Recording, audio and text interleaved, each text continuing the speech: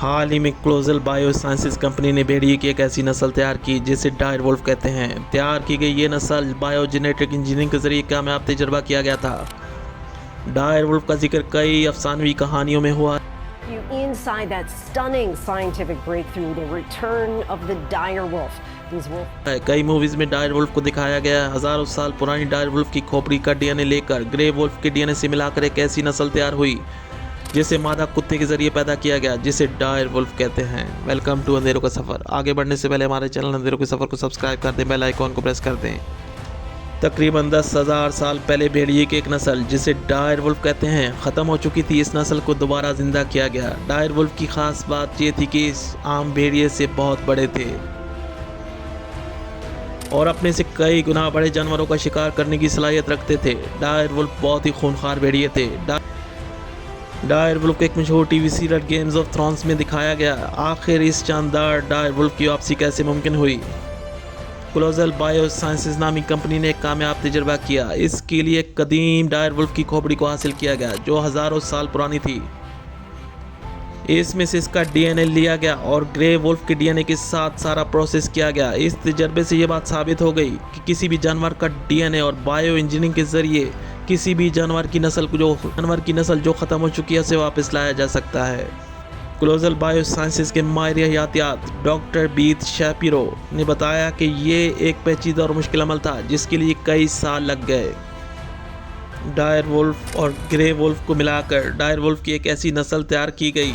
जब इन दोनों के डीएनए को मिलाया गया तो तकरीबन एक जैसे थे और इससे डायर वुल्फ की पैदाइश के लिए एक मादा कुत्ते का इंतखाब किया गया।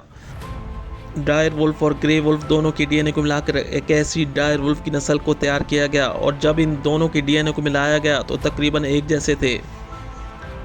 इस डायर वुल्फ की पैदाइश के लिए एक मादा कुत्ते का इंतखाब किया गया और फिर मादा कुत्ते को इस डीएनए को सेरोगेट किया गया और फिर इस मादा कुत्ते से 3 डायर वुल्फ के बच्चे हासिल हुए। इस डायर वुल्फ के डीएनए से बहुत सी तब्दीलियों के बाद इस नस्ल को तैयार किया गया। साइंसदानों का ख्याल है कि इस तजर्बे से एक कामयाबी ये हासिल हुई कि किसी भी जानवर का डीएनए से इस्तेमाल करते हुए ऐसे जानवरों को वापस लाया जा सकता है जो हज़ारों साल पहले इस ज़मीन पर ख़त्म हो चुके हैं। अगर ऐसा मुमकिन हुआ तो शायद डायनासोर्स को भी वापस लाया जा सकता है जो इंसानों के लिए बहुत ख़तरनाक हो सकता है।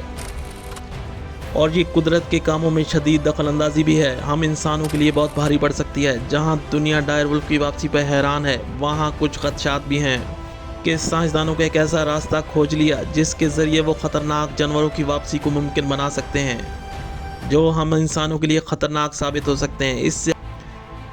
इससे आगे जाना बहुत ही ख़तरनाक साबित हो सकता है।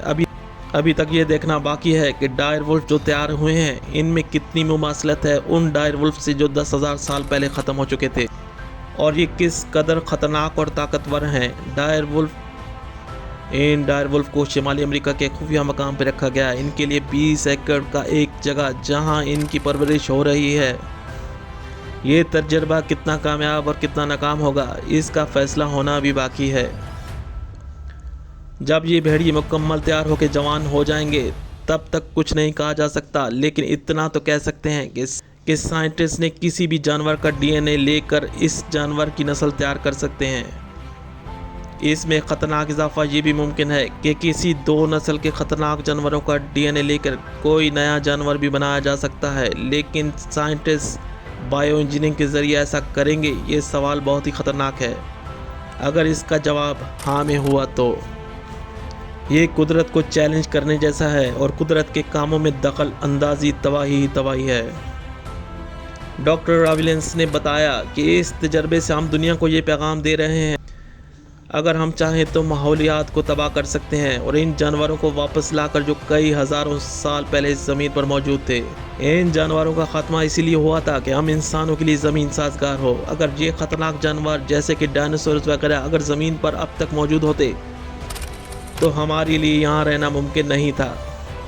न्यूजीलैंड की यूनिवर्सिटी ऑफ ओटागो से ताल्लुक़ रखने वाले माहिर हयातियात फिलिप सीडन ने बताया कि क्लोजल बायोसाइंसेज कंपनी उस्मानी टाइगर समेत कई जानवरों की नस्ल जो ख़त्म हो चुकी है इन्हें वापस बायोजेनेटिक इंजीनियरिंग के ज़रिए वापस रिक्रिएट करने में दिलचस्पी ले रही है।